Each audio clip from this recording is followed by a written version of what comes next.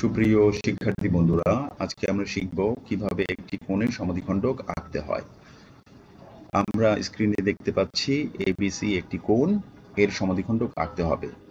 তো এর সমদ্বিখণ্ডক আঁকার জন্য আমরা একটি কম্পাস নিয়ে নেব।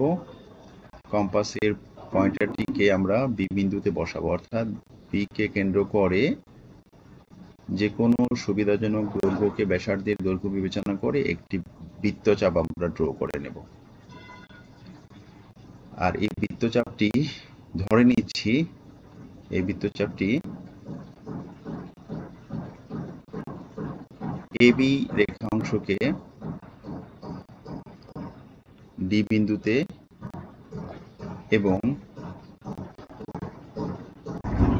এই বিসি রেখাংশকে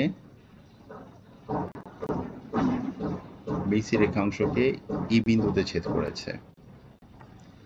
এখন আমরা ডি কে কেন্দ্র করে ডি কে কেন্দ্র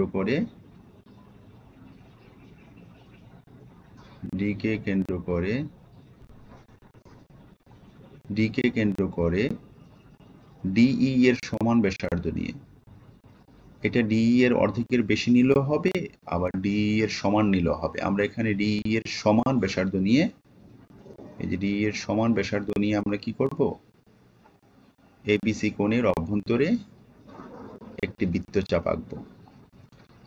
আবার ই কে কেন্দ্র করে ওই একই ব্যাসার্ধ নিয়ে এবিসি কোণের অভ্যন্তরে অন্য আরেকটি বৃত্তচাপ আঁকব। আমরা ধরে নিচ্ছি এই বৃত্তচাপ দুটো পরস্পরকে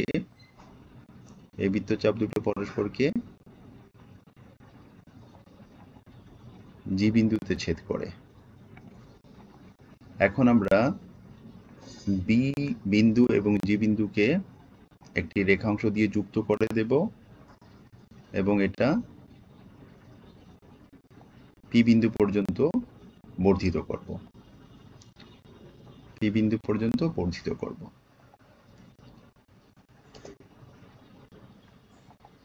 তাহলে এই বিপি হচ্ছে এবিসি কোণের সমদ্বিখণ্ডক। সুপ্রিয় শিক্ষার্থী বন্ধুরা, আশা করছি আজকের পাঠটি তোমরা বুঝতে পেরেছো। সামনের কোনো ভিডিওতে নতুন কোনো বিষয় নিয়ে আবার হাজির হব। সেই অবধি ভালো থেকো।